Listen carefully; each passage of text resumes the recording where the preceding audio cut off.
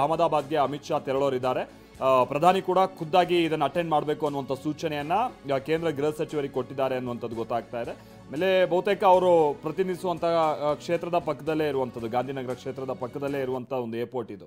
ಹಾಗಾಗಿ ಏನು ದುರಂತ ಆಗಿದೆ, ಏನು ಎತ್ತ ಅನ್ನುವಂಥ ನಿಟ್ಟಿನಲ್ಲಿ ಅವಲೋಕಿಸುವಂಥ ನಿಟ್ಟಿನಲ್ಲಿ ಖುದ್ದಾಗಿ ಅವರು ಕೂಡ ಹೋಗ್ತಾ ಇದ್ದಾರೆ. ಸರ್, ಇನ್ನೊಂದು ವಿಚಾರ ಅಂತಂದ್ರೆ ಕ್ಯಾಪ್ಟನ್ ಕಿರಣ್ ಕುಮಾರ್ ಅವರೇ, ಈ ಪೈಲಟ್ ವಿಚಾರ ಬಂದಂಥ ಸಂದರ್ಭದಲ್ಲಿ ಬಹಳ ಎಕ್ಸ್ಪೀರಿಯನ್ಸ್ಡ್ ಪೈಲಟ್ ಅನ್ನುವಂಥದ್ದು ಗೊತ್ತಾಗ್ತಿದೆ. ಸುಮಾರು 8,000ದಷ್ಟು ಅವರು ಫ್ಲೈ ಮಾಡಿದ್ದಾರೆ ಅವರ್ಸ್ ಅನ್ನುವಂಥದ್ದು ಗೊತ್ತಾಗ್ತಾ ಇದೆ.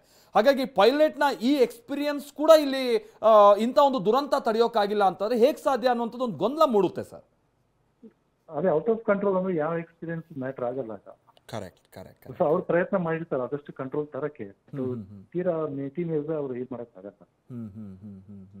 ಇದು ತುಂಬಾ ಎಕ್ಸ್ಪೀರಿಯನ್ಸ್ ಇರೋದಾರು ಆಗಿದೆ, ತುಂಬಾ ಸಾವಿರಾರು ಗಂಟೆ ಇರೋದು ಆಗಿದೆ ಸಂದರ್ಭ. ಹೌದು. ಸರ್, ಇನ್ನೊಂದಂದ್ರೆ ಇದು ಕೇವಲ ಏರ್ಪೋರ್ಟ್ ಇಂದ ಹೊರಟಂತ 2-3 ನಿಮಿಷ ಅನ್ನುವಂಥದ್ದು ಗೊತ್ತಾಗ್ತಾ ಇದೆ. ಅಂತಂದ್ರೆ ಅಂತಹ ಟೆಕ್ನಿಕಲ್ ಸಮಸ್ಯೆ ಇದ್ದಂಥದ್ದನ್ನ ಫೈಂಡ್ ಔಟ್ ಮಾಡಕ್ ಸಾಧ್ಯ ಆಗ್ತಾ ಇರಲಿಲ್ವಾ ಸರ್? ಆದ್ಮೇಲೆ ಇದು 7 ನಿಮಿಷ ತಡವಾಗಿ ಟೇಕ್ ಆಫ್ ಆಗಿದೆ. ಸೊ ಆ ಸಂದರ್ಭದಲ್ಲಿ ಏನಾದರೂ ಅದನ್ನ ಐಡೆಂಟಿಫೈ ಮಾಡೋದು, ಈ ತರದ ಏನಾದ್ರು ಪ್ರಯತ್ನಗಳು ಆರಂಭಿಕ ಹಂತದಲ್ಲಿ ಆಗಿರ್ಬಹುದಾ ಸರ್? ಇನ್ವೆಸ್ಟಿಗೇಷನ್ ಆಗಿದ ನಂತರ ಗೊತ್ತಾಗುತ್ತೆ. ಇನ್ವೆಸ್ಟಿಗೇಷನ್ ಆಗುತ್ತೆ, ಅದರಲ್ಲೆಲ್ಲ ಗೊತ್ತಾಗುತ್ತೆ.